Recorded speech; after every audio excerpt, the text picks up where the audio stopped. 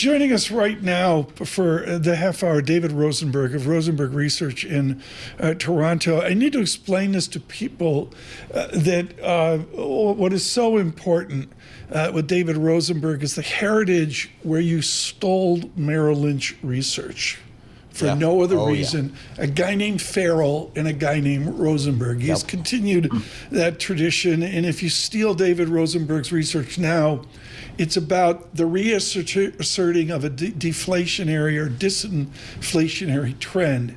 David, do you once again just say the permanence here is towards lower interest rates? I do believe that.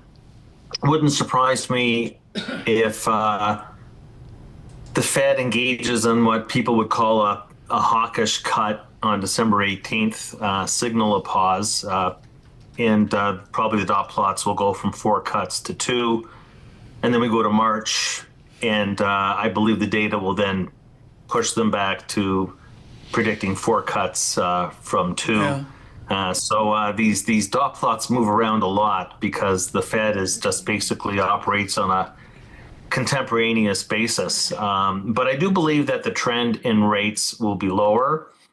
And I think that the trend in inflation is going to be lower.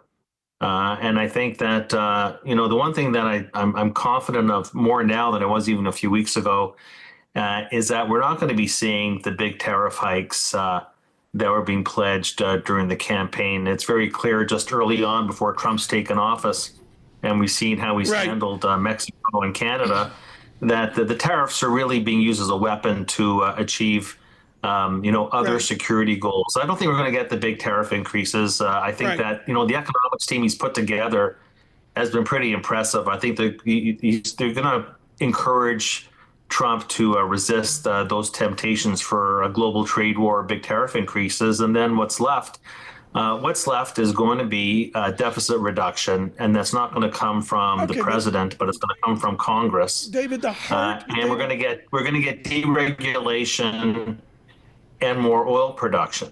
David, let me go to the heart of the matter. I find it very difficult to believe that we're going to generate an inflation cycle out of those developments. David, the heart of the matter is that we had a triple stimulus out of the pandemic. A question that many people ask, is the American exceptionalism, is the American boom in productivity nothing more than a follow-on of a unique stimulus that austere Europe didn't do?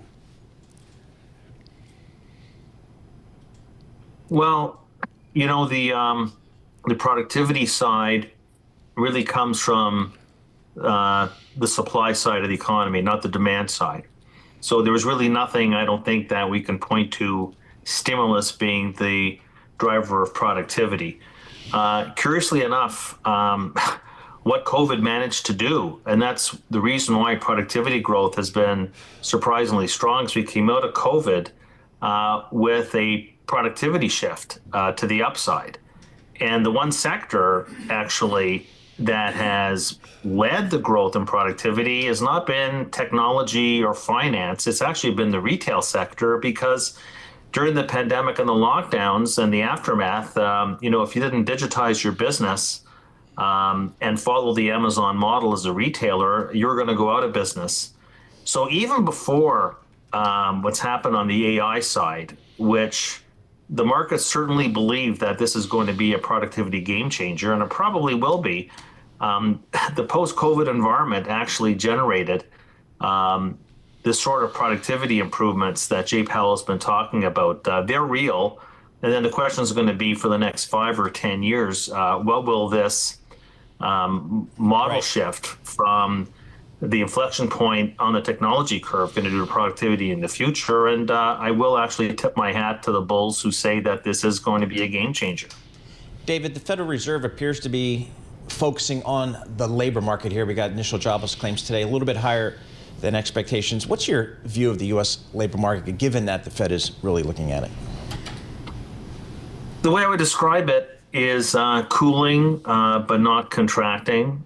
Even if we get the consensus estimate of, call it, close to 200,000 tomorrow, in the context of what happened in October, that leaves you with an average of about 100,000. So the trend is cooling off. I expect that will continue. And like most of the other parts of the economic pie, I mean, the incoming data have just been so confusing.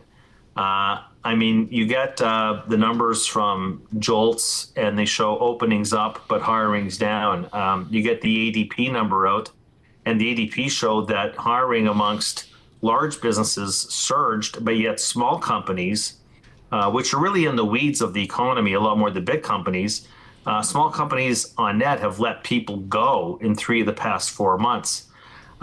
I read the Beige Book yesterday, and I'm shrugging my shoulders as to how Jay Powell can talk about the economy being strong when the Beige Book itself had about 250 references to the economy either being slightly growing, modestly growing, or just outright weak. Only 29 times was the word strong used in the Beige Book in a 51-page document, to which I say, Mr. Powell, if you're going to spend all the time, resources, and money on the Beige Book, why don't you at least listen to it? What was very striking in the Beige Book, and I would still say it's qualitative, it's not quantitative, but it's not revised. It just gets updated every 6 weeks. And I don't know if you guys went through it. I went through it tooth and nail because that's what I have to do. It's not the most pleasurable read in the world. The labor market, I mean, there were elements that improved in the past 6 weeks. Overall economic activity, yes. The consumer, yes. But funny enough, the labor market was downgraded. And there were numerous comments on how wage growth is cooling. So how do you get wage growth cooling in a labor market that everybody thinks is tight or tightening? So again, we just are riddled with all these anomalies and inconsistencies. But I would say that if you want to trend out the data, labor market, not contracting yet, but it is cooling off. Okay, David, one final question quickly here. It is the Rosenberg bull market. Can you own stocks here, David Rosenberg?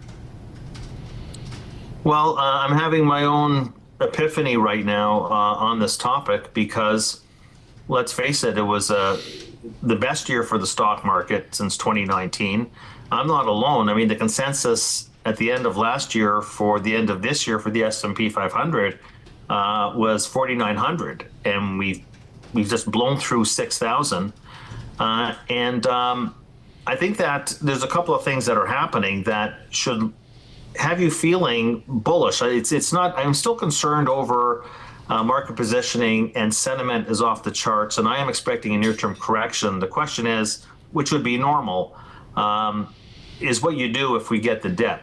And I think that you'd want to buy the dip. And I say that because, I've been calling this a bubble for a while, but it's maybe a bubble if you look at trailing P multiples or 1-year forward P multiples. But if in fact we've had an inflection point on the technology curve, if we've had a model shift when it comes to what AI is going to deliver in terms of future profitability and productivity, I'm thinking that the market is sending you a message that that investors have basically lengthened their time horizons. So all the classic valuation metrics that I've been using, I'm not going to say they're obsolete, but they're probably just not relevant to today's backdrop.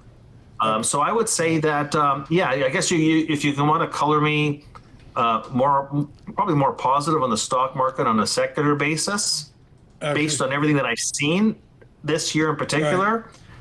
Then I would say that expect a near-term correction. I think it would be normal considering the nosebleed levels we're at. However, I think it's a dip that you probably will want to buy. David, we're out of time, but next time you're on, we want to talk to you about Canada as a 51st state.